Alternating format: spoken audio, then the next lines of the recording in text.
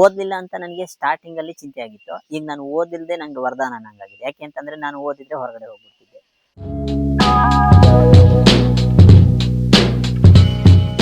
ನಮಸ್ಕಾರ ಸಂತೋಷ್ ಅವರೇ. ನಮಸ್ತೆ. ನಿಮ್ಮ ಪರಿಚಯ, ಆಮೇಲೆ ನೀವೇನ್ ಕೃಷಿ ಮಾಡ್ತಾ ಇದ್ದೀರಾ, ಹೇಗ್ ಮಾಡ್ತಾ ಇದ್ದೀರಾ, ಅದ್ರ ಬಗ್ಗೆ ಸ್ವಲ್ಪ ನಮ್ಗೆ ತಿಳಿಸ್ಕೊಡ್ತೀರಾ? ಓಕೆ. ನನ್ನ ಹೆಸರು ಕಾಂತರಾಜ್ ಅಂತೇಳಿ. ಸಕಲೇಶ್ಪುರ ತಾಲೂಕು ಹಾನ್ಬಾಳ್ ಹೋಗಿ ದೆಬ್ಬೆಗದ್ದೆ ಗ್ರಾಮ ನಮ್ಮದು. ನಂದು ಒಂದು ಸ್ವಲ್ಪ ಜಮೀನು ಅಂತಂದ್ರೆ ತುಂಬ ದೊಡ್ಡ ರೈತ ಅಲ್ಲ, ಚಿಕ್ಕ ರೈತ. ಒಂದು 2 ಎಕರೆ ತೋಟ ಇದೆ, ಒಂದು 2 ಎಕರೆ ಗದ್ದೆ ಇದೆ. ಮತ್ತೆ ಒಂದು ಸ್ವಲ್ಪನ ಲೀಸಿಗೆ ತಗೊಂಡು ತೋಟ ಮಾಡ್ಕೊಂಡಿದ್ದೀನಿ. ಒಂದು ಸ್ವಲ್ಪ ಗುತ್ತಿಗೆ ಗದ್ದೆ ಮಾಡ್ತೀವಿ. ಅದೇ ಥರ ನಾವು ಕೃಷಿಲಿ ಸಮಗ್ರ ಕೃಷಿ ಮಾಡ್ಕೊಂಡು ಹೋಗ್ತಿದ್ದೀನಿ. ಕಾಫಿ ತೋಟ ಬಂದರೆ ಏಲಕ್ಕಿ, ಅಡಿಕೆ, ಕಾಫಿ, ತೆಂಗು, ಬಾಳೆ ಮತ್ತೆ ಒಂದು ಸ್ವಲ್ಪ ಕಿತ್ಲೆ ಇದೆ. ಆಲ್‌ರೌಂಡು ನಮ್ಮ ಕೃಷಿಗೆ ಏನೇನು ಬೇಕು ಎಲ್ಲ ಪ್ರತಿಯೊಂದು ಸಹ ನಮ್ಮ ತೋಟದಲ್ಲಿದೆ. ಅದೇ ಥರ ಮನೆ ಹತ್ರ ಬಂತು ಎಂದಾದರೆ ಸಮಗ್ರ ಕೃಷಿಗೆ ಮೇನ್ ಬೇಕಾಗಿರೋದು ದನ ಕರುಗಳಾಗಿರ್ಬೋದು, ಎಲ್ಲ ಥರದಲ್ಲೂ ಒಂದು ಆದಿಕ ಬರಬೇಕು. ನಿಮ್ಮ ಹತ್ರ 2 ಎಕರೆ ಜಮೀನಿದೆ. ನೀವೇನೋ ಲಿಸ್ಟ್ ಮಾಡಿದ್ರಿ, ನಿಮ್ಮ ಹತ್ರ ಕಾಫಿ ಇದೆ, ಅಡಿಕೆ ಇದೆ, ಬಾಳೆ ಇದೆ, ಕುರಿ ಸಾಕಾಣಿಕೆ, ಹಸು ಸಾಕಾಣಿಕೆ, ಇದೆಷ್ಟೆಲ್ಲ ನೀವು 4 ಎಕರೆಯಲ್ಲಿ ಮಾಡ್ಕೊಂಡಿದ್ದೀರಲ್ಲ. ಸೊ ಇದೆಲ್ಲ ನಿಮ್ಗೆ ಹೇಗೆ ಶುರು ಆಯ್ತು? ಇದನ್ನ ನಿಮ್ಗೆ ಮಾಡಬೇಕು ಅಂತ ಹೇಗೆ ಅನ್ನಿಸ್ತು? ನಾನು ಅಂತಂದರೆ ಮೊದಲು ನಮ್ಮ ತಂದೆ ಕಾಲದಲ್ಲೆಲ್ಲ ಬರೀ ಕಾಫಿ ಇತ್ತು, ಅಲ್ಲೊಂದಿಲ್ಲೋ ಎಲ್ಲೋ ಒಂದೊಂದು ಅಡಿಕೆ ಇತ್ತು. ನಾನು ಈಗ ಒಂದು ಸ್ವಲ್ಪ ಟ್ರೈನಿಂಗ್ಗಳು, ಈ ಕೆಲವೊಂದು ಕೃಷಿ ಮೇಳ ಅಲ್ಲಿ ಇಲ್ಲಿ ಹೋದಾಗ ಸಮಗ್ರ ಕೃಷಿಲಿ ಏನೋ ಒಂದು ಆದಿಕ ತೆಗಿಬೋದು. ಈ ರೈತರ ಆತ್ಮಹತ್ಯೆ ಎಲ್ಲ ನಡೀತಾ ಇತ್ತಲ್ಲ, ಆ ಟೈಮಲ್ಲಿ ಯಾಕೆ ಸತ್ತೋದ ಅಂದರೆ ಒಂದೇ ಬೆಳೆ ಮುಚ್ಕೊಂಡು ಅವನು ಸತ್ತೋದ ಅನ್ನಂಗೆ ನನಗೊಂದು ಸ್ವಲ್ಪ ಅರಿವಾಗ್ತಿತ್ತು. ಯಾಕೆ ನಮ್ಮ ಜಮೀನಲ್ಲಿ ಎಲ್ಲ ಥರದ ಬೆಳೆಗಳಿದ್ರೆ ಒಂದಲ್ಲ ಒಂದು ಟೈಮಲ್ಲಿ ನಮಗೆ ಇಳುವರಿ ಬರುತ್ತೆ. ಹಾಗಾಗಿ ನೋಡೋಣ ಅಂತೇಳಿ ಅದ್ರ ಮಧ್ಯದಲ್ಲಿ ಅಡಿಕೆ, ಅದ್ರ ಮಧ್ಯದಲ್ಲಿ ಬಾಳೆ, ಹೀಗೆ ಒಂದು ಸ್ವಲ್ಪ ಎಲ್ಲಾನು ಮಾಡ್ಕೊಳಕ್ಕೆ ಸ್ಟಾರ್ಟ್ ಮಾಡಿದೆ. ನನಗೇನು ಅನ್ನಿಸ್ತು ಅಂದರೆ ಈ ತಿಂಗಳ ಲೆಕ್ಕದಲ್ಲಿ ಆದಿಕ ಬರೋಕ್ಕೆ ಸ್ಟಾರ್ಟ್ ಆಯಿತು. ಒಂದು ಸ್ವಲ್ಪ ಅದರಲ್ಲೇ ಶುಂಠಿ, ನಾಟಿ ಶುಂಠಿ ಎಲ್ಲ ಹಾಕಿದರೆ ನಮಗೆ ಗೌರಿ ಹಬ್ಬದ ಟೈಮಲ್ಲಿ ಯಾವುದೇ ಖರ್ಚಿರಲ್ಲ, ಆ ಟೈಮಲ್ಲಿ ನಮಗೆ ನಾಟಿ ಶುಂಠಿ ಸಿಗುತ್ತೆ. ಆಮೇಲೆ ಅಡಿಕೆನೂ ಹಂಗೇನೆ. ಗದ್ದೆ ಇದು ಕಾಫಿ ಕುಯ್ಯೋಕ್ಕಿಂತ ಮೊದಲೇ ಅಡಿಕೆ ಸಿಕ್ಬಿಡುತ್ತೆ. ಆಮೇಲೆ ಅದಕ್ಕೆ ಅದೇ ದುಡ್ಡು ಕಾಫಿಗಾಗುತ್ತೆ. ಆಮೇಲೆ ಕಾಫಿ ಕುಯ್ದಾದ್ಮೇಲೆ ಮೆಣಸು ಸಿಗುತ್ತೆ. ಆಮೇಲೆ ಒಂದು ಸ್ವಲ್ಪ ಏಲಕ್ಕಿ, ಮಳೆಗಾಲದ ಟೈಮಲ್ಲಿ ನಮಗೆ ಏಲಕ್ಕಿ ಬೇಕು, ಏಲಕ್ಕಿ ಸಿಗುತ್ತೆ. ಆಮೇಲೆ ಸಂತೆ ಖರ್ಚಿಗೆ ಅಂತೇಳಿ ಬಾಳೆ ಸಿಗುತ್ತೆ. ಅದ್ರ ಮಧ್ಯದಲ್ಲಿ ಹಿಲ್ಲಿಕಾಯಿ ಹಾಕಿದ್ದೀವಿ, ನಿಂಬೆ ಹಾಕಿದ್ದೀವಿ, ಪ್ರತಿಯೊಂದು ಇದೆ. ಮತ್ತು ಮನೆಗೆ ಬೇಕಾಗಿದ್ದ ಕೆಲವೊಂದು ಹಣ್ಣಿನ ಗಿಡಗಳೆಲ್ಲ ಹಾಕೊಂಡಿದ್ವಿ, ಅದು ಸಹ ಇದೆ. ಹಾಗಾಗಿ ಇದರಲ್ಲಿ ಎಲ್ಲ ಥರದ ವೆರೈಟಿನೂ ಇದೆ ಮರಗಳಲ್ಲಿ. ಮತ್ತು ನಾವು ಮೇಯ್ನಾಗಿ ಕಾಫಿನ C/R ಅನ್ನೋ ವೆರೈಟಿನ ಹಾಕೊಂಡಿದ್ದೀವಿ. ಮೆಣಸು ಇದೆ, ತುಂಬ ಚೆನ್ನಾಗಿದೆ ಮೆಣಸು, ಇನ್ನೂ ಕಳಪೆ ಆಗಿಲ್ಲ.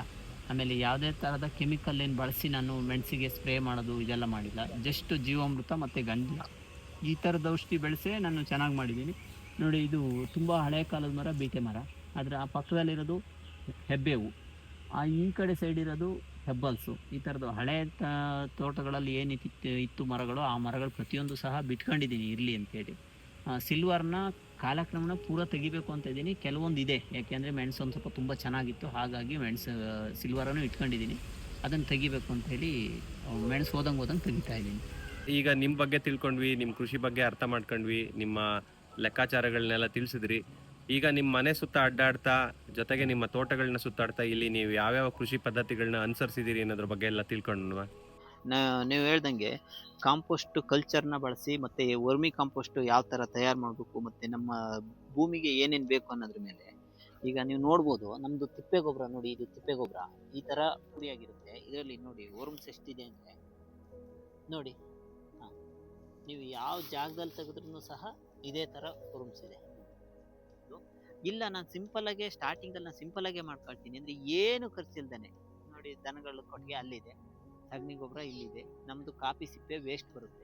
ಕಾಫಿ ಸಿಪ್ಪೆನ ತಳಗಡೆಗೆ ಹಾಕೊಂಡು ನಮ್ಮ ಕೃಷಿ ತ್ಯಾಜ್ಯ ಏನೇನು ಉಳಿಯುತ್ತೆ ಎಲ್ಲನೂ ಒಂದು ಲಾಟ್ ಹಾಕೊಂಡು ಅದ್ರ ಮೇಲ್ಗಡೆ ಒಂದು ಸ್ವಲ್ಪ ಸಗಣಿ ಹಾಕೊಂಡು ಕಾಂಪೋಸ್ಟ್ ಕಲ್ಚರು ನಮ್ಮ ಕೃಷಿ ಇಲಾಖೆಗಳಲ್ಲೆಲ್ಲ ಸಿಗುತ್ತೆ, ತೋಟಗಾರಿಕೆ ಇಲಾಖೆಲೆಲ್ಲ. ಅದನ್ನೊಂದು ಸ್ವಲ್ಪ ಇದ್ರ ಮೇಲ್ಗಡೆ ಹಾಕಿ ನೀವು ಒಂದು ಸ್ವಲ್ಪ ಎರೆಹುಳ ಬಿಟ್ಟಿದ್ದೆ ಆದರೆ ತಾನಾಗೆ 3 ತಿಂಗಳಲ್ಲಿ ಫುಲ್ಲು ಗೊಬ್ಬರ ರೆಡಿ ಆಗುತ್ತೆ. ಇದು ಕುರಿಗಳದ್ದು ಶೆಡ್ಡು. ಆ ಕುರಿಗಳ ಶೆಡ್ಡಲ್ಲಿ ಏನಾಗುತ್ತೆ ಅಂದರೆ ಅದು ಇಕ್ಕೆಗಳೆಲ್ಲ ಕೆಳಗಡೆ ತಾನಾಗಿ ಆ ಮೇಲ್ಗಡೆ ಮ್ಯಾಟಿಂದ ಕೆಳಗಡೆ ಬೀಳ್ತಾ ಇರುತ್ತೆ. ನಾವೇನು ಮಾಡಿದ್ವಿ ಅಂದರೆ ಎರೆಹುಳನ್ನ ಈ ತೊಟ್ಟಿ ಒಳಗಡೆನೆ ಬಿಟ್ಟಿದ್ದೀನಿ. ವಾರಕ್ಕೆ 15 ದಿವಸಕ್ಕೆ ಒಂದ್ಸರಿ ನೀರನ್ನ ಹಾಕ್ತಾ ಇರ್ತೀನಿ. ನನಗೆ ಬೇಕು ಅಂದಾಗ ಅದರಲ್ಲಿ ಒಂದು ಸ್ವಲ್ಪ ಒಂದು ಕಡೆ ಸೈಡಿಂದ ಕುಕ್ಕಿ ಈ ಕಡೆಗೆ ಲಾಟ್ ಹಾಕೊಂಡ್ರೆ ವರ್ಮಿ ಕಾಂಪೋಸ್ಟ್ ಫುಲ್ ರೆಡಿ ಆಗಿರೋಂಥದ್ದು ನಮ್ಗೆ ಈ ಕಡೆಗೆ ಬರುತ್ತೆ. ಈ ಜಾಗದಿಂದ ತೆಗೆದು ಇಲ್ಲಿ ಜರಡಿ ಮಾಡ್ತೀನಿ. ಈ ಜರಡಿ ಮಾಡಿ ಒಂದು ಕಡೆ ಸೈಡಿಗೆ ಲಾಟ್ ಹಾಕೊಳ್ತೀನಿ. ನೋಡಿ, ನೀವು ನೋಡಿರ್ಬೋದು ಎಷ್ಟು ರವೆ ಥರ ಇರುತ್ತೆ ಅಂದರೆ ಗೊಬ್ಬರ ತುಂಬ ಚೆನ್ನಾಗಿರುತ್ತೆ. ಮುಟ್ಟಕ್ಕೆ ಒಂದು ಸ್ಪರ್ಶಕ್ಕೆ ಒಂದು ನಿಮಗೆ ಗೊತ್ತಾಗುತ್ತೆ, ರವೆ ಥರನೇ ಬರ್ತಾ ಇರುತ್ತೆ.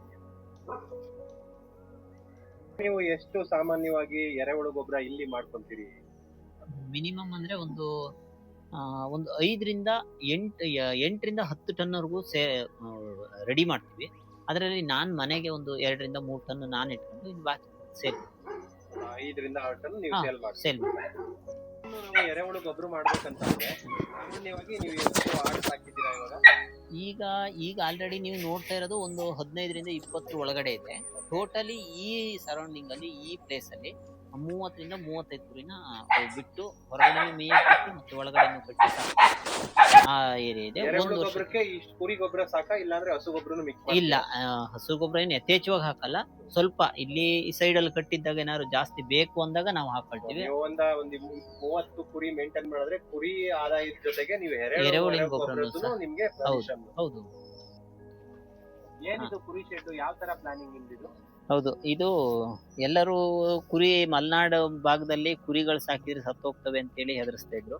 ನಾನು ಆಕ್ಚುಲಿ ಇದನ್ನ ಯಾಕೆ ಮಾಡಿದ್ದು ಅಂತಂದ್ರೆ, ನಾನು ಸಿರ್ಸಿಯಲ್ಲಿ ಒಂದ್ಸರಿ ಹೋಗಿ ನೋಡ್ಕೊ ಬಂದಿದ್ದೆ. ಕೆಲವು ಕಡೆ ಎಲ್ಲ ಬಯಲ್ಸೀಮೆಲೆಲ್ಲ ಕುರಿ ಸಾಕ್ತಾರೆ, ನಾವ್ ಯಾಕೆ ಸಾಕ್ಬಾರ್ದು ಅಂತೇಳಿ ಅಲ್ಲೊಂದ್ಸರಿ ಸುಮ್ನೆ ಜಸ್ಟ್ ಒಂದು ವಿಸಿಟ್ ಕೊಟ್ಟಿದ್ದಷ್ಟೇ. ಆಮೇಲೆ ನಾನು ಸಹ ಬಂದು ಒಂದು ಸಿಂಪಲ್ ಆಗಿ ಮಾಡ್ಕೊಡೋಣ ನೋಡೋಣ ಅಂತೇಳಿ ಇದು ಮಾಡಿ 15 ವರ್ಷ ಆಯ್ತು. ನಾನು 15 ವರ್ಷದಿಂದ ವರ್ಷನೂ ನನಗೆ ಗೌರಿ ಹಬ್ಬದ ಟೈಮಲ್ಲಿ ನನಗೊಂದು ಆದಿಕ ಬರುತ್ತೆ. ನಮಗೆ ಹೆಂಗೆ ಅಂತಂದ್ರೆ ಗೌರಿ ಹಬ್ಬದ ಟೈಮಲ್ಲಿ ನಮಗೆ ಯಾವುದೇ ತರಹದ ಸೋರ್ಸ್ ಇರಲ್ಲ, ದುಡ್ಡಿನ ಸೋರ್ಸ್ ಇರಲ್ಲ. ಹಾಗಾಗಿ ಇದು ನಮಗೆ ಚೀಟಿ ದುಡ್ಡು ಅನ್ನೋ ಲೆಕ್ಕಾಚಾರದಲ್ಲಿ ನಮಗೆ ಈಗ ಬಕ್ರೀದ್ ಹಬ್ಬ ಬಂದಾಗ ನಮ್ದು ಕುರಿಗಳೆಲ್ಲ ಸೇಲ್ ಆಗುತ್ತೆ. ಒಂದು ಸೀಸನ್ಗೆ 20ರಿಂದ 30 ಕುರಿಗಳನ್ನ ಸೇಲ್ ಮಾಡ್ತೀವಿ.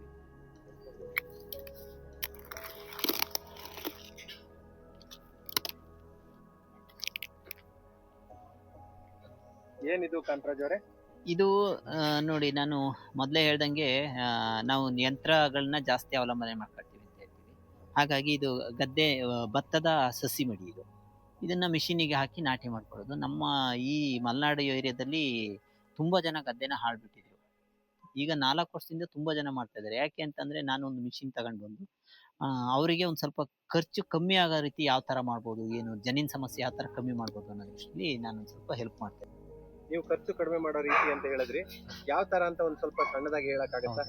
ಯಾಕೆಂದ್ರೆ 1 ಎಕರೆಗೆ ನಾವು ಹಿಂದೆಲ್ಲ ಅಗೆ ಹಾಕ್ಬೇಕಾದ್ರೆ ಕೈಲಿ ಸಸಿ ಮಡಿ ಮಾಡಿ ನಾಟಿ ಮಾಡ್ತೀವಿ ಅಂದ್ರೆ 80 ಕೆಜಿ ಭತ್ತ ಹಾಕ್ತಾರೆ. 50ರಿಂದ 80 ಕೆಜಿ ವರೆಗೂ 1 ಎಕರೆ ಹಾಕ್ತಾರೆ. ಅದೇ ನಾವು ಇದರಲ್ಲಿ ಮಿಷಿನಿಗೆ ಹಾಕೋದಾದ್ರೆ 20ರಿಂದ 25 ಕೆಜಿ ಭತ್ತ ಸಾಕು, ಒಂದು ಉಳಿತಾಯ ಆಯ್ತು. ಆಮೇಲೆ ಸಸಿ ಕಿತ್ತು ನಾಟಿ ಮಾಡೋದಕ್ಕೆ ಕನಿಷ್ಠ ಅಂತಂದ್ರೆ 15,000 ರೂಪಾಯಿ ಖರ್ಚಾಗುತ್ತೆ. ಅದೇ ನಾವು ಮಿಷಿನ್ ನಾಟಿ ಮಾಡೋದ್ರಿಂದ ಸಸಿ ಹಾಕಿ ಬೀಜದ ಭತ್ತ ಸೇರಿ ನಾಟಿ ಮಾಡೋವರೆಗೂ 10,000 ರೂಪಾಯಿ ಮುಗಿದೋಗ್ಬಿಡುತ್ತೆ. ಹಾಗಾಗಿ ಖರ್ಚು ಸಹ ಉಳಿಯುತ್ತೆ, ಮತ್ತೆ ಯಥೇಚ್ಛವಾಗಿ ತೆಂಡೆಗಳು ಹೊಡೆದು ತುಂಬಾ ಚೆನ್ನಾಗಿ ಇಳುವರಿನೂ ಬರುತ್ತೆ. ಗಾಳಿ ಬೆಳಕು ಎಲ್ಲ ತುಂಬಾ ಸಾಲು ಒಳಗಡೆ ಹೋಗುತ್ತೆ. ಹಾಗಾಗಿ ತುಂಬಾ ಇಳುವರಿನೂ ಬರುತ್ತೆ. ಮೊದಲೇ ಹೇಳ್ದಂಗೆ ನಮಗೆ ಪರಿಸರ ಪೂರ್ವಕವಾದ ನಾನು ಕೃಷಿ ಮಾಡ್ತೀನಿ ಅಂತ ಹೇಳಿದೆ. ನನಗೆ ಇದು ಜೇನುಹುಳಿನ ಪೆಟ್ಟಿಗೆ. ಇದರಲ್ಲಿ ನನಗೆ ಆದಿಕಕ್ಕಿಂತಲೂ ಮೇಯ್ನು ನಾನು ಪರಿಸರಕ್ಕೆ ಏನು ಉಳಿಸ್ತಾ ಇದ್ದೀನಿ ಅನ್ನೋದು ನನಗೆ ಮೇಯ್ನ್ ಆಗುತ್ತೆ. ಇದು ನೋಡಿ ಜೇನು ಪೆಟ್ಟಿಗೆ. ಇದರಲ್ಲಿ ನಮ್ದು ಪ್ರತಿಯೊಂದು ಸಹ ಯಾವುದೇ ಒಂದು ಕಾಳು ಬೀಜ ಆಗ್ಬೇಕು, ಒಂದು ಗಿಡದಲ್ಲಿ ಬೀಜ ಆಗ್ಬೇಕು ಅಂದ್ರೆ ಪರಾಗಸ್ಪರ್ಶ ಮೇಯ್ನ್ ಆಗುತ್ತೆ. ಅದೇ ರೀತಿ ನಮ್ದು ಜೇನು ಸಹ ತುಂಬಾ ಒಳ್ಳೇದು. ನನ್ನ ಕಾಫಿ ಇಳುವರಿಗೆ ಮೇಯ್ನ್ ಕಾರಣನೇ ಇದಾಗಿರುತ್ತೆ. ಹಾಗಾಗಿ ಇದ್ರಲ್ಲಿ ಆದಿಕನೂ ಇದೆ, ಮತ್ತೆ ನನಗೆ ಉಪಯೋಗನೂ ಇದೆ. ಈಗ ನೋಡಿ, ಕೆಲವೊಂದು ಜೇನು ಪೆಟ್ಟಿಗೆಗಳನ್ನು ಸಹ ನಮ್ಮ ಅಕ್ಕಪಕ್ಕದ ರೈತರುಗಳಿಗೆಲ್ಲ ಸೇಲ್ ಮಾಡ್ತಾ ಇದ್ದೀನಿ, ಕೊಡ್ತಾ ಇದ್ದೀನಿ. ನಾವು ಸಹ ಜೇನೆಲ್ಲ ಮನೆ ತುಂಬ ತಿಂತಾ ಇದ್ದೀವಿ, ಮನೆ ಜನ ಎಲ್ಲ. ಅದೇ ತರ ನಾನು ಜೇನುತುಪ್ಪನೂ ಸಹ ಸೇಲ್ ಮಾಡ್ತೇನೆ. ಅದು ಸಹ ನನಗೆ ಒಂದು ಆದಿಕ ಬರ್ತಾ ಇದೆ. ನೋಡಿ, ನಾನು ತೋರಿಸ್ತೀನಿ, ಓಪನ್ ಮಾಡಿ ತೋರಿಸ್ತೀನಿ.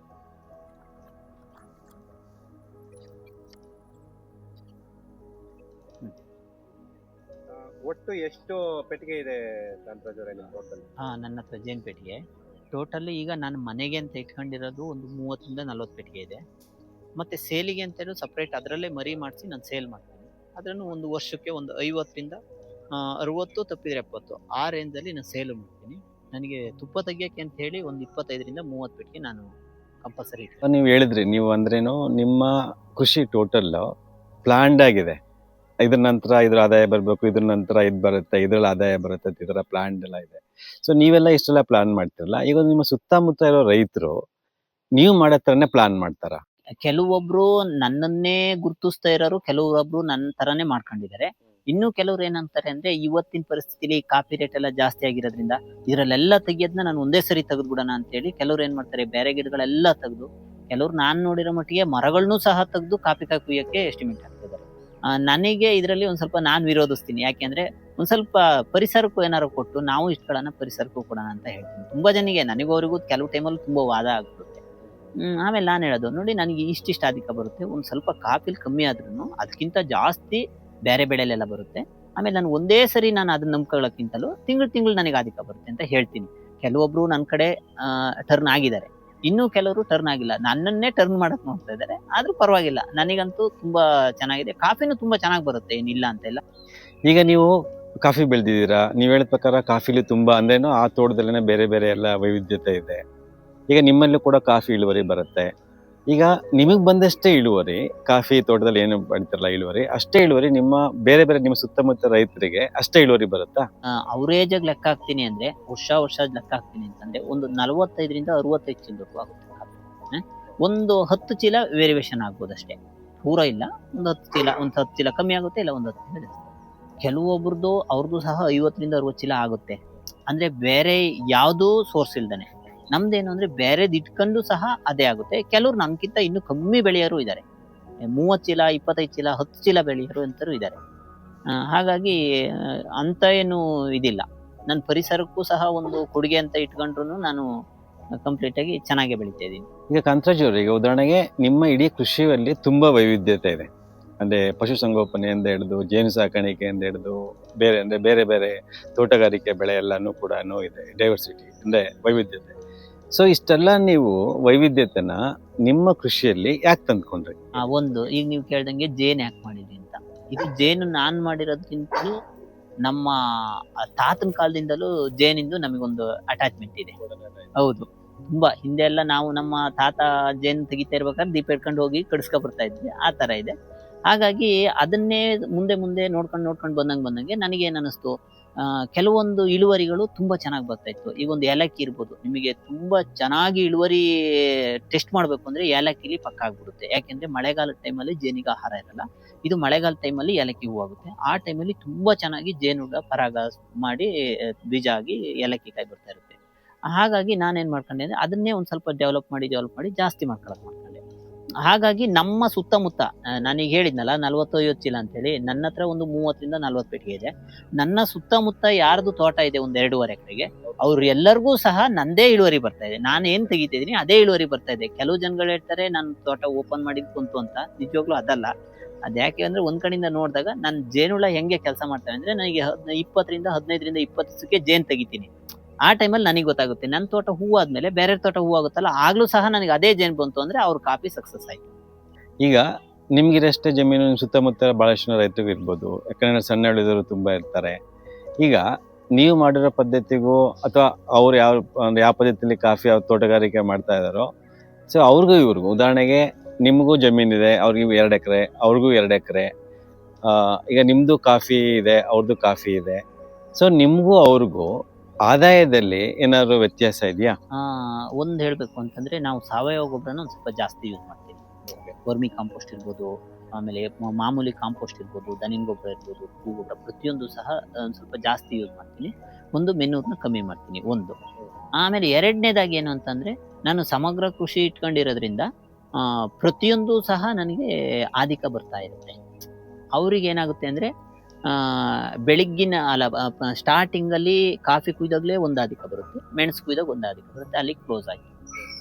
ಹಾಗಿರುತ್ತೆ. ನಮಗೆ ಹಂಗಲ್ಲ, ನನಗೆ ಕಾಫಿ ಕುಯ್ದಾದ್ಮೇಲೆ ಮತ್ತೆ ಮೆಣಸು ಕುಯ್ದಾದ್ಮೇಲೂ ಸಹ ಅಡಿಕೆದ್ ಬರುತ್ತೆ, ಬಾಳೆದ್ ಬರುತ್ತೆ, ಹಣ್ಣಿನ ಬರುತ್ತೆ, ಕೆಲವೊಂದು ಹಣ್ಣುಗಳು ಹಾಕಿರ್ತೀವಿ ಅದ್ರದ್ದು ಬರುತ್ತೆ.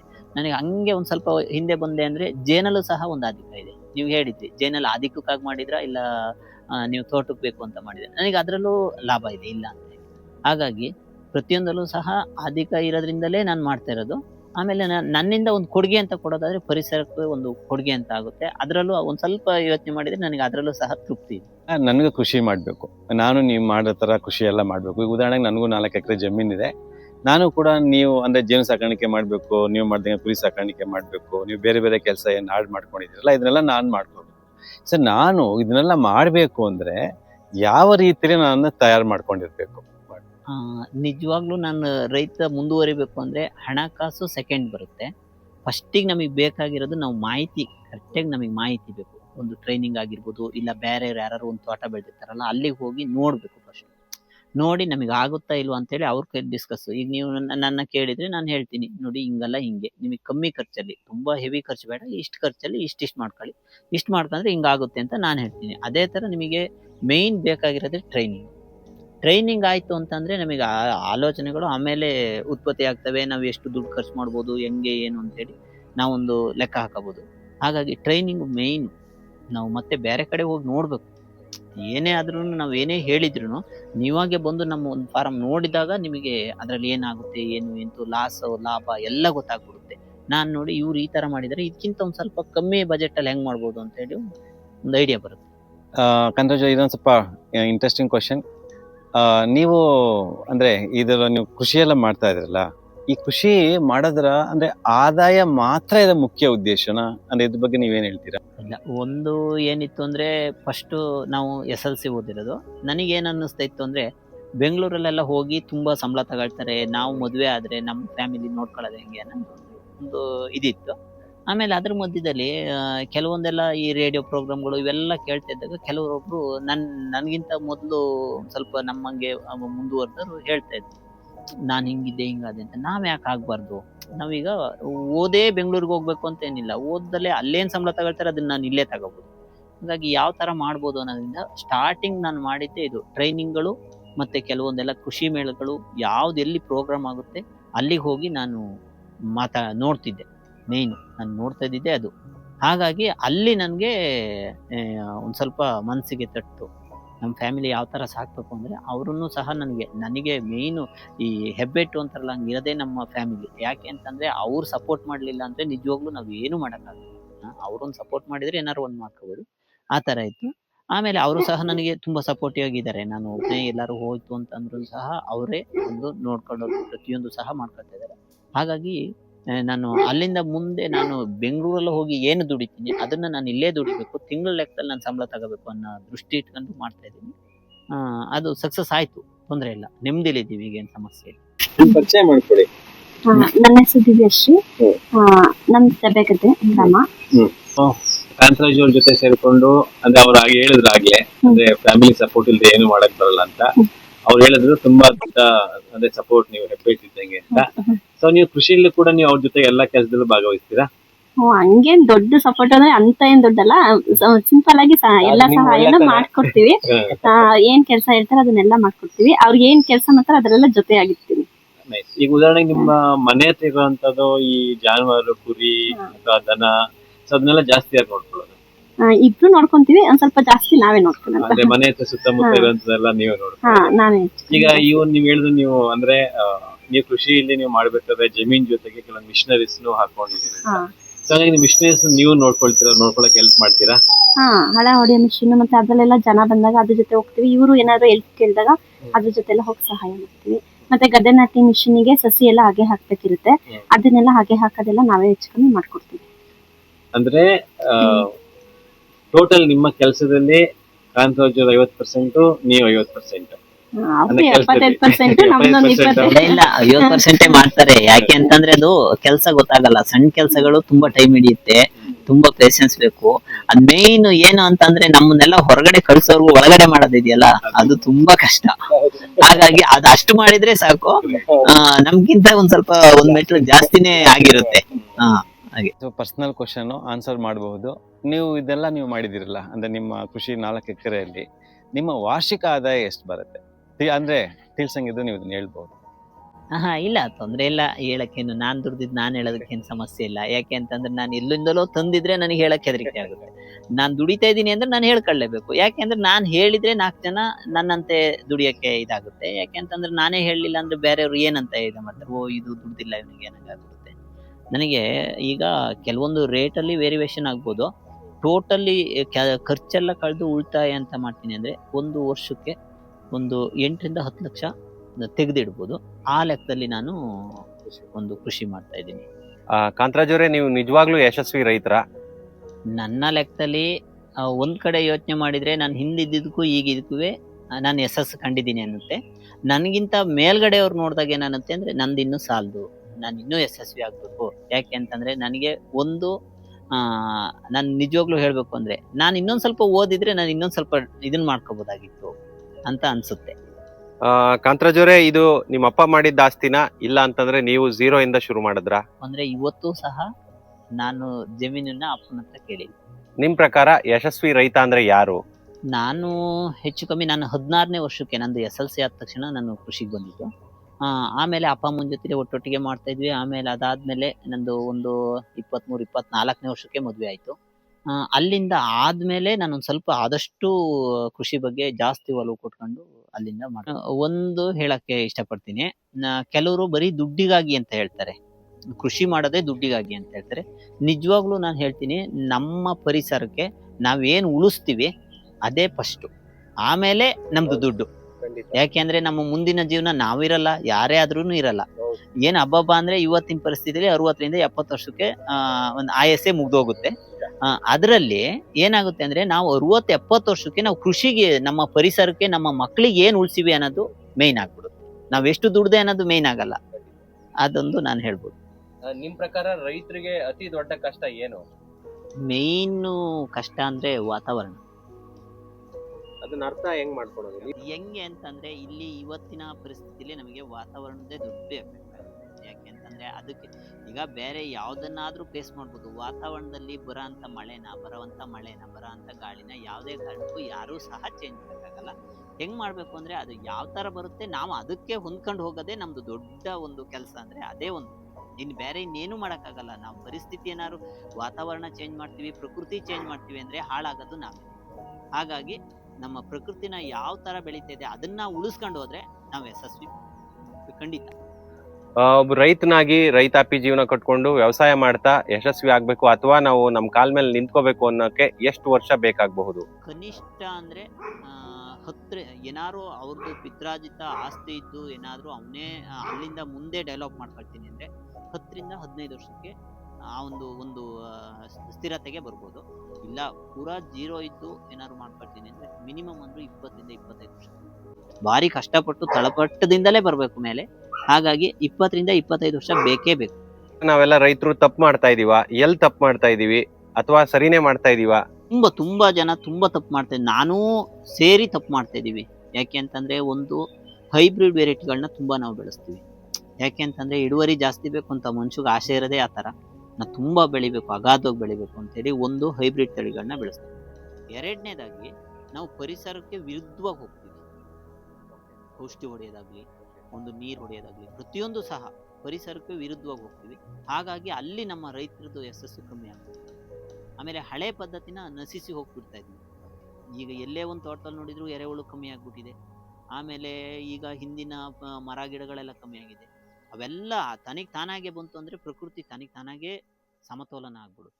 ಸಾಮಾನ್ಯ ನಾವೊಂದು ರೈತರಾಗಿ ಜೀವನ ಕಟ್ಕೋಬೇಕಂದ್ರೆ ಎಷ್ಟು ಎಕರೆ ಬೇಕಾಗಬಹುದು? ಎಷ್ಟು ಎಕರೆಯಿಂದ ಶುರು ಮಾಡ್ಕೋಬೇಕು ನಾವು ವ್ಯವಸಾಯನ? ನನ್ನ ಪ್ರಕಾರ 5 ಎಕರೆ ಇದ್ರೆ ತುಂಬಾ ಚೆನ್ನಾಗಿ ಜೀವನ ಮಾಡ್ಬೋದು. ಅದಕ್ಕಿಂತ ಜಾಸ್ತಿ ಇದ್ರೆ ತುಂಬಾ ಕಷ್ಟದಲ್ಲಿ ಜೀವನ ಮಾಡ್ಬೋದು. ಹೌದು, ಯಾಕೆ ಅಂತಂದ್ರೆ 5 ಎಕರೆ ಇದ್ರೆ ಅವ್ರ ಮನೆಯವರು ಗಂಡ ಹೆಂಡತಿ 1 ಅಥವಾ 2 ಮಕ್ಕಳು, ಅವ್ರ ಮನೆ ಕೆಲಸ ಅವರೇ ಮಾಡ್ಕೊಂಡು ಆರಾಮಾಗಿರ್ಬೋದು. ಒಂದೊಂದು ಸ್ವಲ್ಪ ಮಿಷಿನರಿಗಳನ್ನ ಯೂಸ್ ಮಾಡ್ಕೊಂಡು. ಅದೇ ನಾವೇನಾದ್ರೂ ತುಂಬಾ ಜಾಸ್ತಿ ಮಾಡ್ತೀವಿ ಅಂತ ಅಂದ್ರೆ ಎಲ್ಲ ನಾವು ಜನಗಳಿಗೆ ಖರ್ಚು ಜಾಸ್ತಿ ಬರುತ್ತೆ, ತುಂಬಾ ಬರುತ್ತೆ. ಸರ್ಕಾರ ರೈತರಿಗೆ ಸಹಾಯ ಮಾಡ್ತಾ ಇದೆಯಾ? ಉದಾಹರಣೆಗೆ ಸಬ್ಸಿಡಿ ವಿಚಾರವಾಗಿ, ಅಥವಾ ಸಾಕಷ್ಟು ಸಪೋರ್ಟ್ ಮಾಡುತ್ತೆ ಅಂತ ಎಷ್ಟೊಂದು ಯೋಜನೆಗಳನ್ನ ನಾವು ನೋಡಿರ್ತೀವಿ. ಸೊ ಅದನ್ನೆಲ್ಲ ನೋಡಿದಾಗ ಸರ್ಕಾರ ನಿಜವಾಗ್ಲೂ ರೈತರಿಗೆ ಸಹಾಯ ಮಾಡ್ತಾ ಇದೆಯಾ ಹೆಚ್ಚಿನ ತರದಲ್ಲಿ? 100ಕ್ಕೆ ಒಂದು 20 ಭಾಗ ಅಷ್ಟೇ. ನಾವು ಶ್ರಮ ಹಾಕ್ಲೇಬೇಕು. ಯಾವುದೋ ಒಂದು ಹೌದು, ನಾನು ಹೇಳ್ತೀನಿ ಅಂತಲ್ಲ, ಕೆಲವೊಂದು ಸಬ್ಸಿಡಿಗಳು ಕೊಡ್ತಾರೆ. ಒಳ್ಳೆ ಮಿಷಿನರಿಗೆ ಸಬ್ಸಿಡಿ ಇಲ್ಲ, ಕೆಲವೊಂದು ಪೈಪ್ಗಳು ಕೊಡ್ತಾರೆ, ಒಳ್ಳೆ ಪೈಪ್ಗಳಿಗೆ ಸಬ್ಸಿಡಿ ಇಲ್ಲ. ಎಲ್ಲ ಸಾಮಾನ್ಯ ರೈತರಿಗೆ ಸಬ್ಸಿಡಿ ಹೌದು. ಸಿಗುತ್ತೆ ಅಂತೀರಾ? ಅದೇ 100ಕ್ಕೆ 20 ಭಾಗ ಸಿಗುತ್ತೆ ಅಷ್ಟೇ, ಎಲ್ಲರಿಗೂ ಸಿಗಲ್ಲ. ಅದು ಮಾತ್ರ 100%. ಹೌದು, ಯಾಕಂದ್ರೆ ಅದು ಸಾಮಾನ್ಯವಾಗಿ ಎಲ್ಲಾ ಹೌದು. ರೈತರು ಹೇಳ್ತಾರೆ ಹೌದು ಸಬ್ಸಿಡಿಗಳಿದೆ, ಎಲ್ಲ ಸ್ಕೀಮ್ ಇದೆ, ಅದ್ರ ನಮ್ಗೇನ್ ಹೌದು ಸಿಗಲ್ಲ. ಹೌದೌದು, ಅದು ನಿಜವಾ? ಅದು ನಿಜ. 100ಕ್ಕೆ 20 ಭಾಗ ನಿಜ, ಇನ್ 80 ಭಾಗ ಮಾತ್ರ. ಕಾಂತರಾಜರೇ, ಇವರು ಇವ್ರೆ ನೀವು ಮೊದ್ಲೇ ಹೇಳ್ದಂಗೆ ನನ್ನ ಮಗಳಿಗೆ ಹನಿ ಅಂತ ಹೆಸರಿಟ್ಟೆ ಅಂತ ಹೇಳಿದೆ. ನಮ್ಮ ಮನೆಗೆ ಯಾರೇ ಬಂದ್ರು ಸಹ ಅವ್ರಿಗೊಂದು ಹನಿ, ಇವ್ರ ಮನೇಲಿ ಜೇನು ಇದೆ, ಇವ್ರ ಮನೇಲಿ ಹನಿನೂ ಇದೆ ಅಂತ. ನನ್ನ ಮಗಳ ಹೆಸರು ಹನಿನೇ, ನಮ್ಮ ಮನೇಲಿ ಇರೋ ಅಂತ ಇದನ್ನು ಹನಿನೇ. 5th ಸ್ಟ್ಯಾಂಡರ್ಡ್ ಓದ್ತಾ ಇದ್ದಾಳೆ. ಸ್ವಲ್ಪ ಕಪಿಚೇಷ್ಟೆ ಜಾಸ್ತಿ ಮಾತ್ರ. ಮಕ್ಕಳಲ್ವಾ? ಹೌದು. ಒಂದ್ 20 ವರ್ಷದ ಹಿಂದಕ್ಕೆ ಹೋಗೋಣ. ಉದಾಹರಣೆಗೆ ನಿಮ್ಗೆ ಅವತ್ತು ನೌಕರಿ ಸಿಕ್ಕಿತ್ತು, ಸರ್ಕಾರಿ ನೌಕರಿನೋ ಅಥವಾ ಏನೋ ಒಂದ್ ಕೆಲಸ ಸಿಕ್ಕಿತ್ತು, ಇಲ್ಲಾಂದ್ರೆ ರೈತಾಪಿ ಜೀವನನೇ ನೀವು ಬೇಡ ಅಂತ ರೈತಾಪಿ ಜೀವನ ಕಟ್ಕೊಂಡ್ರಿ. ನಾವ್ ಇವತ್ತಿಗೆ ಬರೋಣ. ನೀವು ನನ್ ನೌಕರಿಗೆ ಹೋಗ್ಬೇಕಿತ್ತು ಅನ್ನಿಸ್ತಾ ಇತ್ತಾ, ಇಲ್ಲ ಅಂತಂದ್ರೆ ನಾನು ಇದೇ ಜೀವನ, ನಾನು ರೈತಾಪಿ ಜೀವನ ಮಾಡ್ಕೊಂಡಿದ್ದೇ ಒಳ್ಳೇದಾಯ್ತು ಅಂತ ಅನ್ನಿಸ್ತಾ ಇದೆಯಾ ನಿಮ್ಗೆ? ಹೌದು, ನಮ್ಮ ತಂದೆ ಕಾಲದಿಂದಲೂ ನಮ್ಮ ತಾತನ ಕಾಲದಿಂದಲೂ ನಮಗೆ ಕೊಟ್ಟಿರೋದು ಈ ಕೃಷಿ ಬದುಕು.